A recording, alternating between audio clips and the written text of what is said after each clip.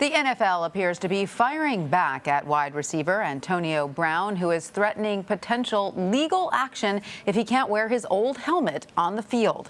League spokesman Brian McCarthy tweeted this morning he did not mention Brown by name, but writes, quote, "The player can't practice or play in games with equipment that is not approved. If he doesn't play or practice, he's in breach of his contract and doesn't get paid."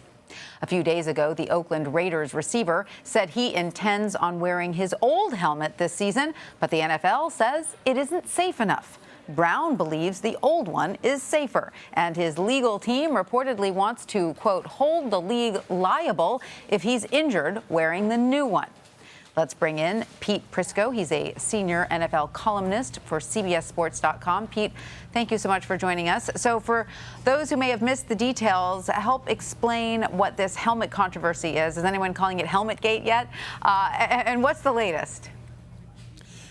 Well, Antonio Brown's been wearing the same helmet his entire career, and he wants to continue to do so. But by league rules, that helmet is not cleared to be used in the National Football League anymore. And this is not a new situation.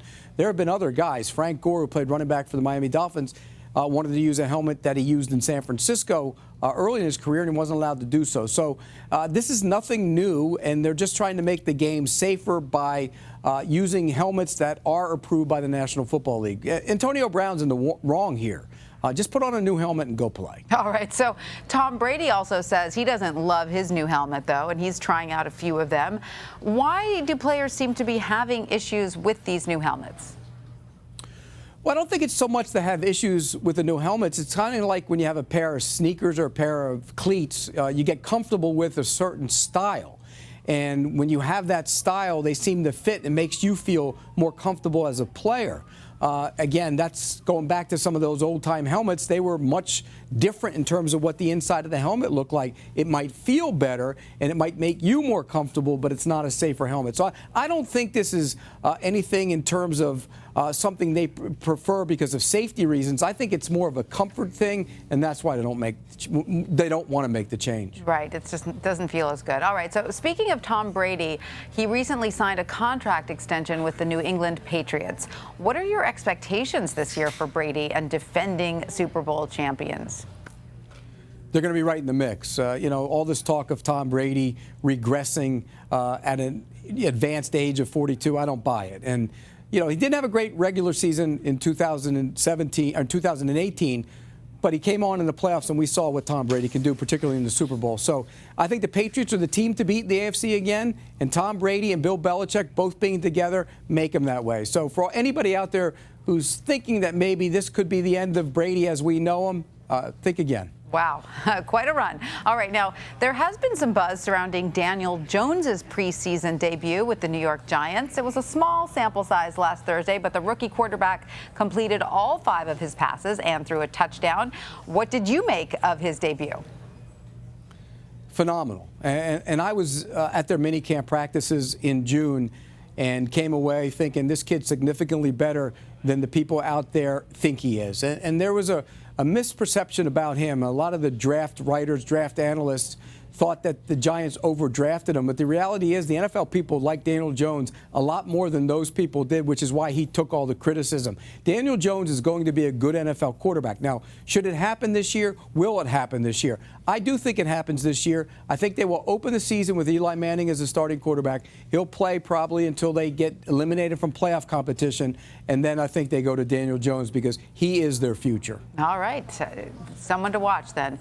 Green Bay Packers veteran quarterback Aaron Rodgers has a new head coach in Matt LaFleur this year. This will be his first season running a pro team. So what do the Packers need to do to get back into the playoffs? Well, look, they're going to be very good on offense. And as long as you have Aaron Rodgers throwing passes, you're going to be a good football team. And there's been a big, hubbub about whether he'll get along with Matt LaFleur and can they coexist. And I was just there last week. They'll be fine. They're both smart football guys. They'll understand that they need to work together. Now, Aaron Rodgers can be stubborn, but I think this will work out It's a new offense. He said he actually felt like a rookie at times with the install of the offense, but I think once they get comfortable with each other, they will be fine. And defensively, they're going to be significantly better. I mean, when you look on that side of the football, Mike Pettin, the defensive coordinator, has a lot of toys to play with, a lot of guys who give him versatility. They're going to show a bunch of looks. They're going to have, one guy with his hand down, everybody else with their standing up, rushing the quarterback. I like that creativity. I like that innovation. I think the Packers are the team to beat in the NFC, and maybe the team to beat for the whole thing and win the Super Bowl. All right, lots of stuff to keep an eye on. What other storylines are you watching this preseason? Again, I go back to the young quarterbacks. I want to see Daniel Jones and how he progresses. I want to see Dwayne Haskins in Washington. He didn't get off to a great start. That's important. And Kyler Murray, when you look at Kyler Murray out in Arizona, I was at that game the other night, didn't do a lot, was very good with what they asked him to do, but it wasn't their offense. I want to see how the young quarterbacks progress. Not just the rookies, though. Those guys are the rookies, but then you got the second-year guys. Josh Allen from Buffalo, Sam Darnold, that group. I want to see how those guys progress as well. So for me, it's always about the quarterback position, and the preseason is about quarterbacks. All right, Pete Briscoe, we thank you so much for coming to talk to us. You got it.